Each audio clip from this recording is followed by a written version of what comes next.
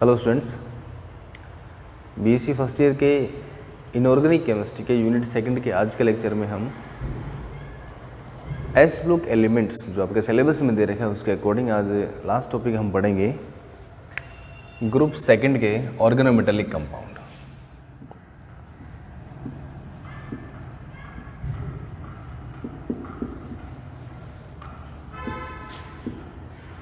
Compounds of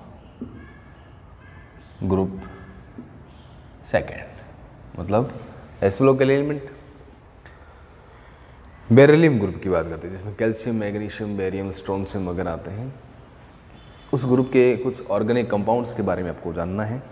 और मैं पहले ही बताता हूँ, इस कैटेगरी के अंदर लास्ट क्लास में हमने लिथियम के ऑर्गेनोमेटेलिक कंपाउंड, मिथाइल लिथियम की स्ट्रक्चर, वो एस ब्लॉक के फर्स्ट ग्रुप के थे। अब सेकेंड ग्रुप की पढ़ रहे हैं तो उनके ऑर्गेनोमेटेलिक कंपाउंड क्या होते हैं। सिलेबस में ये टॉपिक हमारे किस नाम से दे रखा है, एल्काइल और aryl compounds of S block elements. तो हमें एल्काइल कंपाउंड मतलब ऑर्गेनोमेटेलिक कंपाउंड जिनमें मेटल कार्बन बॉन्ड डायरेक्ट जुड़ा हुआ होता है, उन कंपाउंड्स का हमें डिस्कशन करना है। तो इस कैटेगरी में पहले ही बता दो, इस कैटेगरी में सबसे मेन कंपाउंड जिसके आपको बारे में ज़्यादा डिटेल लिखनी है वो आपका है RMgX। मेन आपको जो डिटेल लिखनी है वो आपका ग्रिग्नार्ड रिएजेंट, बहुत फेमस रिएजेंट है ऑर्गेनिक केमिस्ट्री में। बहुत सारे फंक्शनल ग्रुप या ऑर्गेनिक कंपाउंड बनाने के लिए, फंक्शनल ग्रुप इंटर कन्वर्जन के लिए ये बहुत ही अच्छा रिएजेंट है, हाईली रिएक्टिव भी है। और इसे क्या कहते हैं, एल्काइल मैग्नीशियम हैलाइड। अब एल्काइल की जगह एराइल भी हो सकता है, हेट्रो एराइल भी हो सकता है।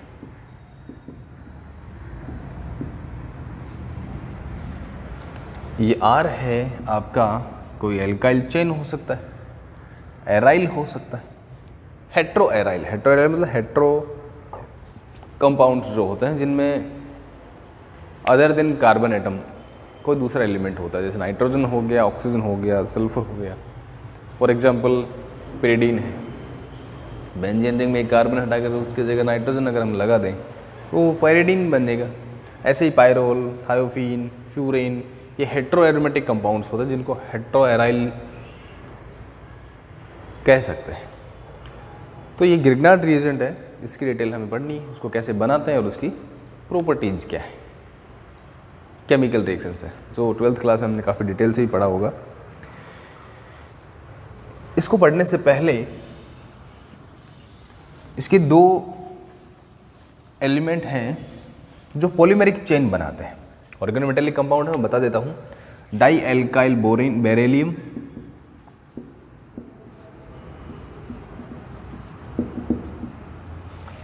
Die alkyl beryllium. जैसे मैं बात करता हूँ डाई मिथाइल, दो मिथाइल जुड़े हुए हैं बेरिलियम के साथ में। एक तो ये ऑर्गेनोमेटेलिक कंपाउंड हो गया कार्बन धात्विक यौगिक बेरिलियम का, ठीक है। अब इसको बनाएंगे कैसे, इसको सिंपल सब बना लेते हैं। बेरिलियम क्लोराइड की रिएक्शन जब ग्रिग्नार्ड रिएजेंट से कराते हैं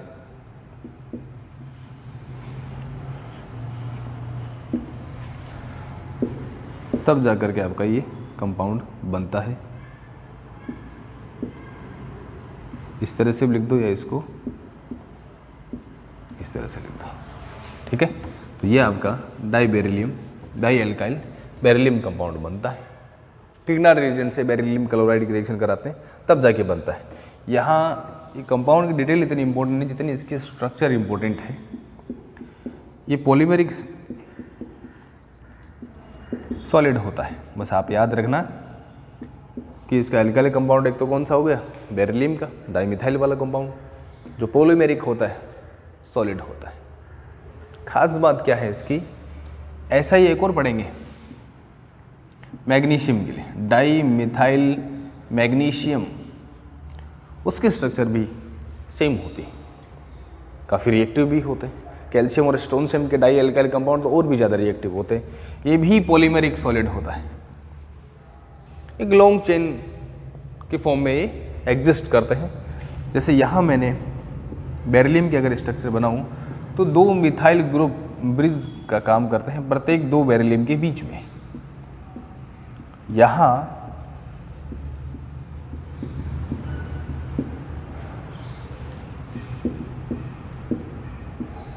ये चेन आगे ऐसे ही बढ़ती रहती है।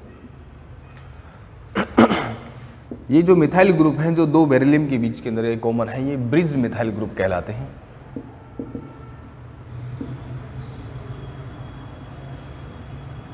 Bridge methyl group. सेम ऐसा ही अगर बेरिलियम की जगह अगर मैं मैग्नीशियम लगा दूं, सेम वही स्ट्रक्चर बनेगी। Dimethyl magnesium, dialkyl magnesium की स्ट्रक्चर भी आपकी इसी तरह से बनेगी। पॉलीमेरिक लॉन्ग चेन वाले कंपाउंड होते हैं, सॉलिड होते हैं, और इनमें ब्रिज। अब ध्यान देना, यहाँ अगर यहाँ देखें तो एक तो कार्बन एटम जिसका sp3 हाइब्रिड ऑर्बिटल यहाँ ओवरलैपिंग कर रहा है, मैग्नीशियम और मैग्नीशियम। सबको पता है कि संकरण के अंदर, हाइब्रिडाइजेशन के अंदर रिक्त कक्षक भी भाग ले सकते हैं, बिल्कुल भाग ले सकते हैं। तो यहाँ देखें तो सेंटर कितने, हाइड्रोजन तो कार्बन से जुड़े हुए हैं, लेकिन इसमें जो बॉन्डिंग हो रही है वो कार्बन के थ्रू हो रही है। तो यहाँ सेंटर कितने हो गए, 3, और इलेक्ट्रॉन कितने पार्टिसिपेट कर रहे हैं इसमें, 2। तो ये जो बॉन्डिंग यहाँ हो रही है इन तीनों के बीच में 3 सेंटर हैं, और कितने इलेक्ट्रॉन इसमें ओवरलैप हो रहे हैं, साझा कर रहे हैं, 2 इलेक्ट्रॉन। 3 सेंटर 2 इलेक्ट्रॉन बॉन्डिंग होती है, ये आप याद रखना। 3 centre 2 electron bonding di methyl beryllium में भी होती है, डाई मिथाइल मैग्नीशियम में भी 3 सेंटर 2 इलेक्ट्रॉन बॉन्डिंग होती है। इजी मेथड से बनाने के लिए कुछ ज़्यादा अपन को कुछ करना नहीं है। हाँ, इसको कैसे बनाएंगे, ग्रिग्नार्ड रिएजेंट से बना सकते हैं। इसको बनाने का एक मेथड बताया था अभी, ग्रिग्नार्ड रिएजेंट की रिएक्शन बेरिलियम क्लोराइड से करा रहे हैं। ऐसे ही अगर मैं 2 मॉलिक्यूल ग्रिग्नार्ड रिएजेंट को गर्म करें, हीट करते हैं, हीट करने से 2 मिथाइल एक मैग्नीशियम के साथ चले जाएंगे और 2 हैलाइड दूसरे मैग्नीशियम के साथ चले जाएंगे। तो क्या बनेगा, एक बनेगा डाई मिथाइल मैग्नीशियम और एक बनेगा मैग्नीशियम डाईहैलाइड, मैग्नीशियम क्लोराइड अगर यहाँ क्लोरीन लेते हैं, मैग्नीशियम ब्रोमाइड अगर यहाँ ब्रोमीन लेते हैं। तो जनरल आइडिया आपको पता होना चाहिए कि बेरिलियम का एक कंपाउंड जो है इसमें 3 सेंटर 2 इलेक्ट्रॉन बॉन्डिंग होती है, ये आप याद रखना। स्ट्रक्चर आप बना सकते हैं, उसके स्ट्रक्चर दोनों रिएक्टिव होते हैं, उनको बनाने के एक 2 मेथड आपको पता होना चाहिए। हाँ, ऑर्गेनिक केमिस्ट्री में इनके केमिकल एप्लीकेशन इतने ज़्यादा इन्वॉल्व नहीं है। इनका अगर हाइड्रोलाइसिस कर दें, वाटर पानी में डाल दें तो हाइड्रोक्साइड बना लेते हैं, इतना याद रखना। इन दोनों कंपाउंड की रिएक्शन जब आप पानी से कराते हैं तो हाइड्रोक्साइड बना लेते हैं, मैग्नीशियम हाइड्रोक्साइड बना लेगा। अगर इसकी रिएक्शन वाटर से करा देंगे, ये बेरिलियम हाइड्रोक्साइड बना लेगा, क्षार बनाता है। तो ये तो था जनरल कंपाउंड, लेकिन वो कंपाउंड जो हमें ज़्यादा डिटेल से पढ़ना है, ग्रिग्नार्ड रिएजेंट।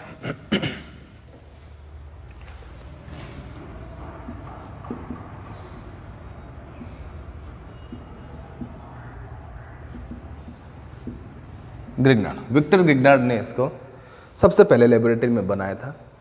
ये कंपाउंड ज़्यादा स्टेबल नहीं है, आप उसे लैब में लंबे समय तक स्टोर नहीं कर सकते, इसलिए आपको ग्रिग्नार्ड रिएजेंट बना बनाया नहीं मिलेगा। जब आपको ज़रूरत होती है तो आपको इंसिटू उस रिएक्शन के अंदर बनाना पड़ेगा। तो ग्रिग्नार्ड रिएजेंट कहते किसे हैं, एल्काइल और एराइल मैग्नीशियम हैलाइड, जिसे शॉर्ट में अपन क्या लिखते हैं, RMgX। ये आपका ग्रिग्नार्ड रिएजेंट है। विक्टर ग्रिग्नार्ड ने इसको सबसे पहले लेबोरेटरी में बनाया था। R यहाँ एल्काइल हो सकता है, एराइल हो सकता है। अब ग्रिग्नार्ड रिएजेंट में आप क्या चेंज कर सकते हैं, मैग्नीशियम तो होगा ही होगा, चेंज किस में आ सकता है, हैलाइड और एल्काइल एराइल ग्रुप में। तो अगर रिएक्टिविटी की बात करें, हैलाइड कौन कौन से हो सकते हैं, हो सकता है आपका आयोडाइड हो, ब्रोमाइड हो, क्लोराइड हो, फ्लोराइड हो, और यहाँ आपका 2 हो सकते हैं। आर ग्रुप क्या हो सकता है, देखो X आपके ये हो सकते हैं, चारों में से कोई एक। आर आपका क्या हो सकता है, या तो कोई एल्काइल चेन हो सकता है या कोई रिंग एराइल रिंग हो सकती है। तो अगर कंपैरिजन करें, जैसे अगर ये RMgI, RMgBr, RMgCl और RMgF, ये तो इनर्ट होता है, तो बनाता ही नहीं है। ठीक है, अब बचे कौन से? Alkyl magnesium iodide, alkyl magnesium bromide, alkyl magnesium chloride. अगर इन तीनों का कंपैरिजन करें, तुलना करें, तो सबसे ज़्यादा रिएक्टिविटी आयोडाइड की होती है। तो आपको एक पॉइंट ये भी शो करना है कि ग्रिग्नार्ड रिएजेंट में हैलाइड की जो रिएक्टिविटी होती है उसका ऑर्डर जो है वो आपका ये होगा।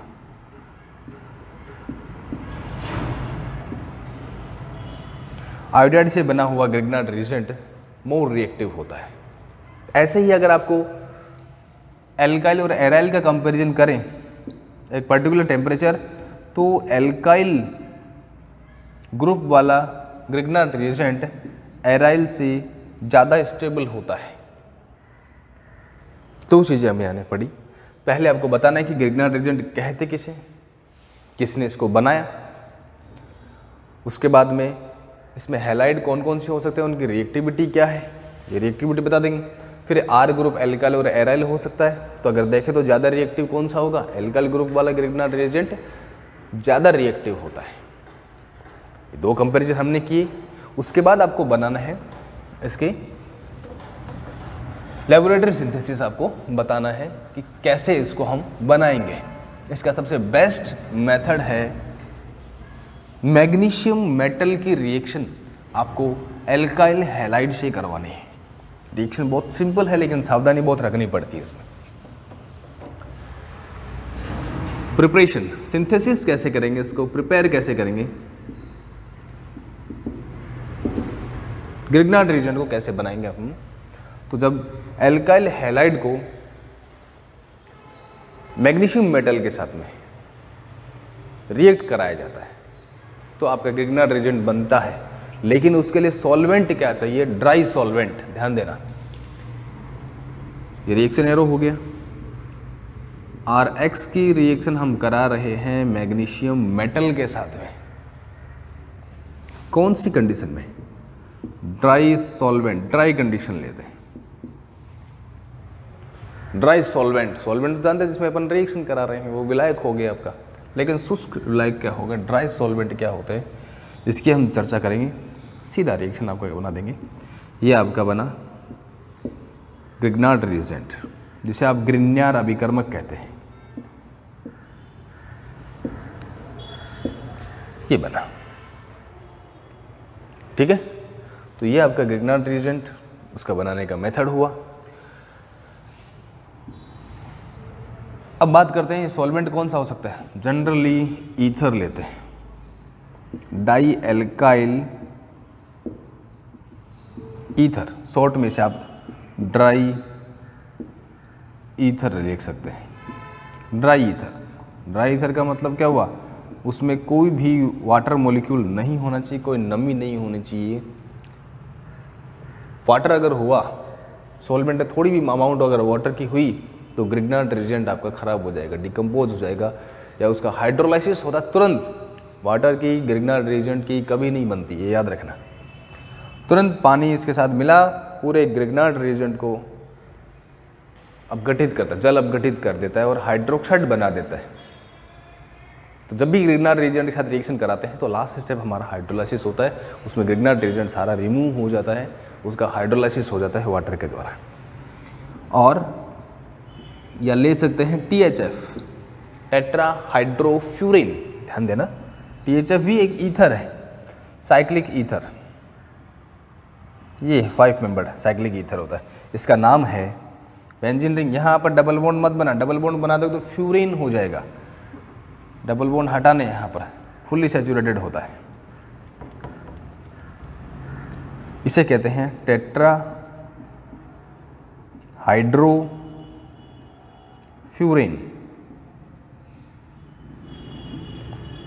टेट्रा हाइड्रोफ्यूरिन, टी मतलब tetra, H hydro, F furan. तो ये अच्छे सॉल्वेंट, ड्राई ईथर ले लिया, THF ले लिया, ईथर ले रहे हैं जो इसको स्टेबलाइज करता है, इसके इक्विलिब्रियम को भी स्टेबलाइज करता है। इसलिए ये ईथर काम में लेते हैं। तो ये इसका बनाने का सबसे बेस्ट मेथड ही था from alkyl halide. Magnesium metal की जब रिएक्शन एल्काइल हैलाइड से कराते हैं और सॉल्वेंट के रूप में ड्राई ईथर या टेट्राहाइड्रोफ्यूरिन लेते हैं तो बनने वाला कंपाउंड आपका ग्रिग्नार्ड रिएजेंट होता है। अब पढ़ते हैं ग्रिग्नार्ड रिएजेंट का काम क्या है। Chemical reactions of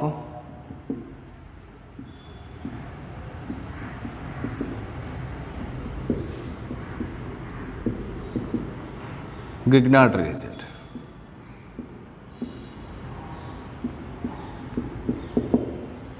chemical reactions सबसे सिंपल, मैंने कहा था एल्काइल लिथियम जो रिएक्शन देता था पहले, कंपैरिजन भी कहता है, वो ग्रिग्नार्ड रिएजेंट भी देता है। कुछ रिएक्शंस को छोड़कर जो अपन यहाँ डिस्कस नहीं कर रहे हैं। तो ग्रिग्नार्ड रिएजेंट की सबसे पहली रिएक्शन मैं करवा रहा हूँ वाटर के साथ में। मैंने कहा था वाटर के और ग्रिग्नार्ड की नहीं बनती तो सीधा ग्रिग्नार्ड रिएजेंट पानी को देखते ही हाइड्रोलाइज जल अपघटित हो जाता है, हाइड्रोलाइसिस होता है। क्या बनता है ध्यान देना, मैग्नीशियम तो कन्वर्ट हो जाएगा हैलाइड में और आर के साथ ध्यान देना OH तो चला जाएगा मैग्नीशियम के साथ, OH चला जाएगा मैग्नीशियम के साथ और H आ जाएगा R के साथ में। क्या बना RH, वो फर्दर हाइड्रोक्साइड में कन्वर्ट हो जाता है। ये आपका क्या बना हाइड्रोकार्बन। ऐसा ही हाइड्रोकार्बन अपन ने वहाँ बनाया था, पहली रिएक्शन विद वाटर। सेकेंड अगर कहें HCl के साथ करा दें तो भी यही बनेगा, यहाँ Cl आ जाएगा OH की जगह। अमोनिया के साथ करा दें, कहा था मैंने एक्टिव हाइड्रोजन वाले HR के साथ में, बाकी का पार्ट मैग्नीशियम के साथ। 3 रिएक्शन हो गई है। कार्बोक्सिलिक एसिड के साथ करा देंगे, H यहाँ, बाकी का पार्ट नेगेटिव पार्ट मैग्नीशियम। ध्यान देना यहाँ पर R यहाँ पर नेगेटिव चार्ज न्यूक्लियोफाइल का काम करता है। ध्यान देना ग्रिग्नार्ड रिएजेंट एक न्यूक्लियोफिलिक रिएजेंट है, न्यूक्लियोफिलिक रिएजेंट है। ग्रिग्नार्ड रिएजेंट अपने आप में बहुत बड़ा कंपाउंड है। इसकी डिटेल जो है बहुत ज़्यादा डिटेल है, इसकी बहुत रिएक्शंस हैं, जितनी पढ़ें पढ़ते जाते हैं। लेकिन हमारे सिलेबस के अकॉर्डिंग यहाँ इतनी ऑर्गेनिक केमिस्ट्री में डिटेल नहीं पढ़नी हमें। उसके बनाने के मेथड्स हो गई, जनरल रिएक्शंस आपको शो करनी है उसके अंदर। और इनके अलावा इसकी रिएक्शन है कीटोन के साथ में, एल्डिहाइड के साथ में, एस्टर के साथ में,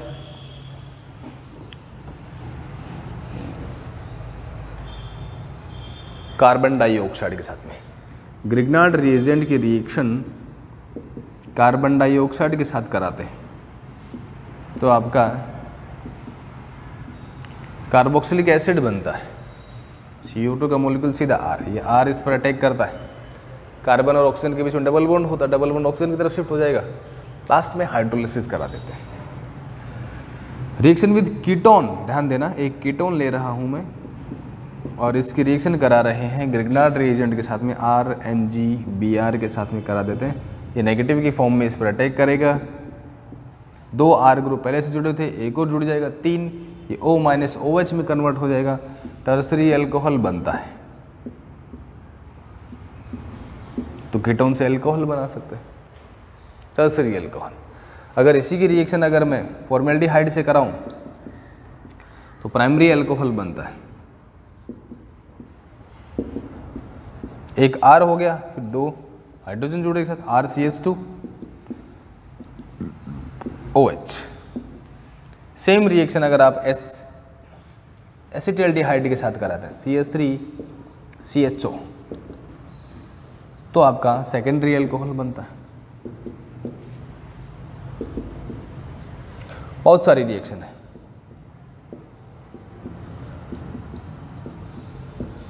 तो ये आपका टर्सरी अल्कोहल बना, ये प्राइमरी अल्कोहल बना, ये सेकेंडरी। तो फॉर्मेल्डिहाइड के साथ कराएंगे तो प्राइमरी अल्कोहल, एसिटिल्डिहाइड के साथ कराएंगे सेकेंडरी अल्कोहल, एसीटोन के साथ कराएंगे टर्सरी अल्कोहल बनता है, कार्बन डाइऑक्साइड के साथ कराएंगे तो कार्बोक्सिलिक एसिड बनता है, एस्टर के साथ कराएंगे तो 2 मॉलिक्यूल ग्रिग्नार्ड रिएजेंट के खर्च होते हैं। 2 मॉलिक्यूल, पहले एक कीटोन में कन्वर्ट होगा, उसके बाद में वो फर्दर आगे टर्सरी अल्कोहल में कन्वर्ट होगा। तो ये कुछ, इसके अलावा और भी रिएक्शंस हैं ग्रिग्नार्ड रिएजेंट की। तो ये मेन रिएक्शंस तो मैंने आपको बताई हैं। अब बात करते हैं इसकी स्ट्रक्चर की। इसकी स्ट्रक्चर अभी तक भी सही तरीके से इसकी स्ट्रक्चर किसी ने दी नहीं है कि गिरनार्ड रिएजेंट सॉल्यूशन फेज में या लिक्विड फेज के अंदर वो किस फॉर्म में एग्जिस्ट करता है। तो जो वेल एक्सेप्टेड थ्योरी है उसके अकॉर्डिंग ग्रिग्नार्ड रिएजेंट जो है वो इक्विलिब्रियम में मिलता है।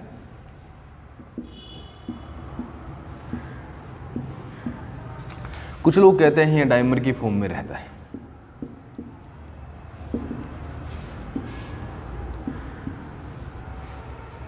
दो मैग्नीशियम हो गया, देखो ये RMgX हो गया, ये RMgX हो गया, इस तरह से एग्जिस्ट करता है। कुछ कहते हैं ये die alkyl magnesium R2Mg plus MgX2 इस फॉर्म में एग्जिस्ट करता है। अगर यहाँ पर मैं दो इक्विवेलेंट ग्रिग्नार्ड रिएजेंट ले लूँ तो आप देख सकते हैं इधर भी रिएक्शन बैलेंस होगी, इधर भी रिएक्शन बैलेंस होगी, इस इक्विलिब्रियम में एग्जिस्ट करता है। ये थ्योरी अभी तक सबसे ज़्यादा वेल एक्सेप्टेड है। इस इक्विलिब्रियम को स्लैंक इक्विलिब्रियम कहते हैं।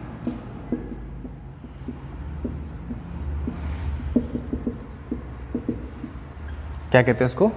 स्लैंक इक्विलिब्रियम कहते हैं। ये इसके जनरल स्ट्रक्चर पूछे तो आपको यही इक्विलिब्रियम शो करना है। तो ये था आपका एस ब्लॉक का लास्ट टॉपिक, मैग्नीशियम के ऑर्गेनो मेटेलिक कंपाउंड्स हो गए।